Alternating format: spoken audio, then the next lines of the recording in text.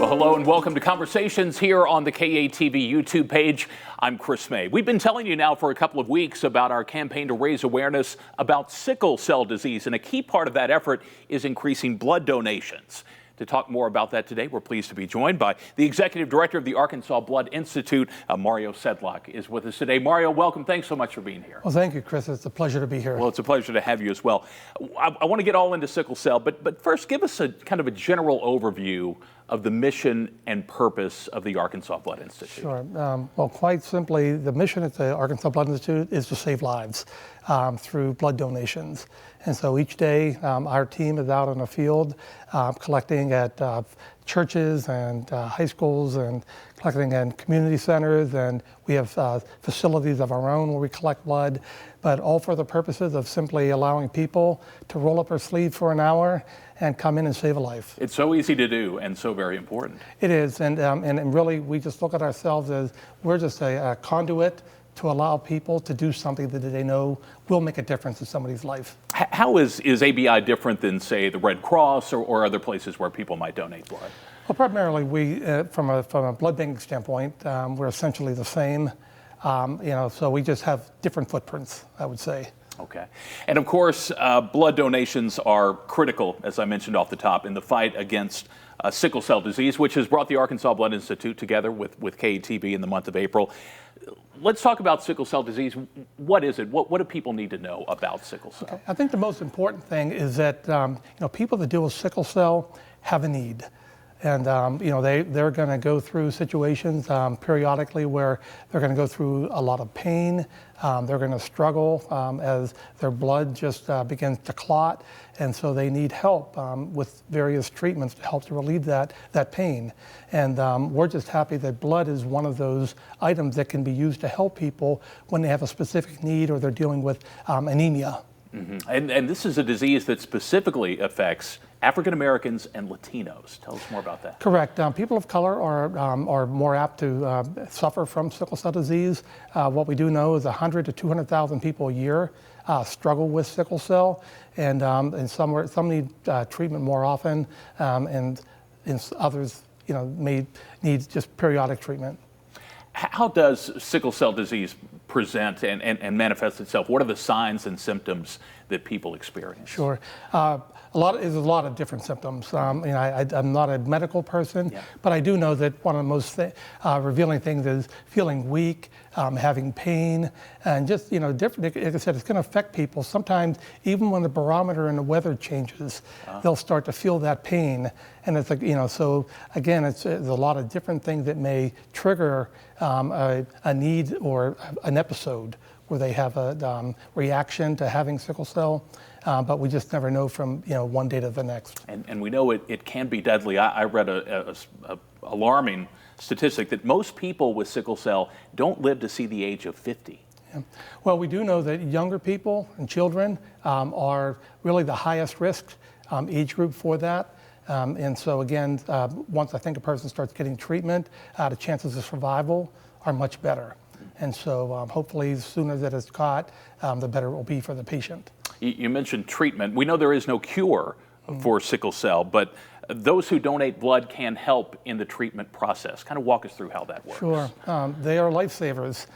Those that donate blood for somebody with sickle cell will help them when they're going through that episode that they're having where they're feeling weak and anemic.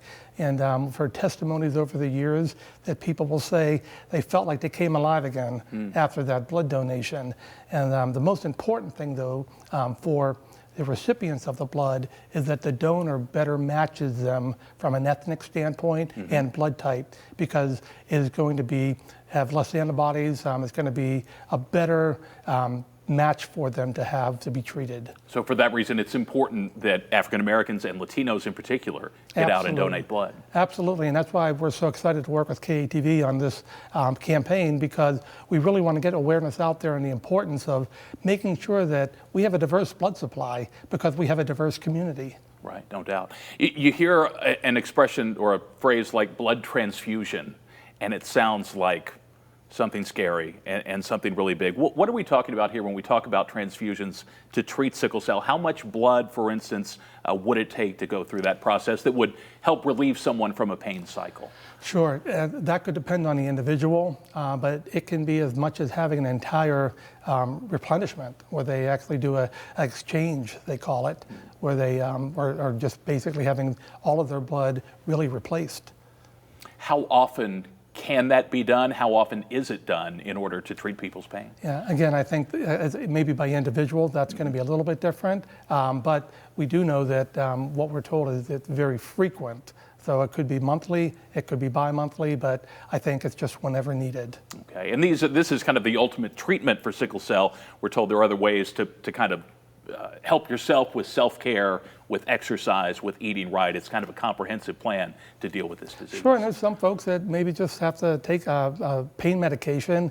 Again, the level of severity does vary a great deal, and I think as we've learned more about sickle cell over the years, what was once viewed as a transfusion only, there's other treatments, thank goodness, for that. But we do know the blood transfusions for those that need them are essential. Right. We are, as you mentioned, we're hosting a series of blood drives. Not only are we encouraging people to give blood, but we're also offering them free sickle cell trait screening. How does that work, and why is that so important? Sure. Well, it gives an opportunity to let somebody know if they have the sickle cell trait.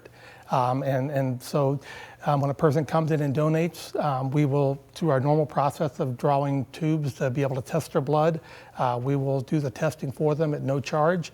And depending upon the results, well, not depending upon the results necessarily, but when the results are ready, we will send them that information, whether they're positive or negative for the trait.